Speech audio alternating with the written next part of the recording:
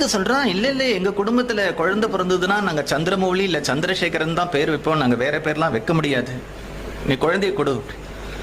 கடைசியா வேற வழி இல்லாம இந்த மாமி, சரி நீ சொல்ற பேரை வைக்கிறேன் அப்படின்ட்டு வாங்கிட்டா குழந்தைய. இந்த கணவர் தன்னுடைய கணவர்கிட்ட சொன்னா, குழந்தை பிறந்தது. அப்ப பெரியவா வேற ஏதோ ஒரு ஊர்ல கேம்ப் இருந்தா, இந்த காலம் மாதிரி போன்லாம் ஃபெசிலிட்டிஸ் கிடையாது. அப்புறம் எல்லாரும் தீர்மானம் பண்ணி, இப்ப கனவுல நரசிம்மரே அப்படி சொல்லியிருக்கிறதுனால நிருசிம்மன் பேர் வச்சிருவோம். அப்புறம் பெரியவாள்கிட்ட போய் சொல்லிட்டு அவர் என்ன சொல்றாரோ அது மாதிரி பண்ணிக்கலாம் அப்படின்னு அந்த குழந்தைக்கு நிருசிம்மன் பேர் வச்சா. அந்த மாமி தவிக்கிறா.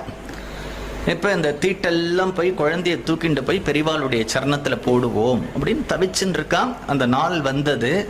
குழந்தைய பெரியவாளுடைய சரணத்துல போட்டுட்டு இந்த விஷயத்த சொல்ல ஆரம்பிக்கும் பொழுது பெரியவா சொல்றா, அவன் தான் பேர் வச்சுட்டே பிறந்திருக்கானே நிருசிம்மனா அப்படின்னு.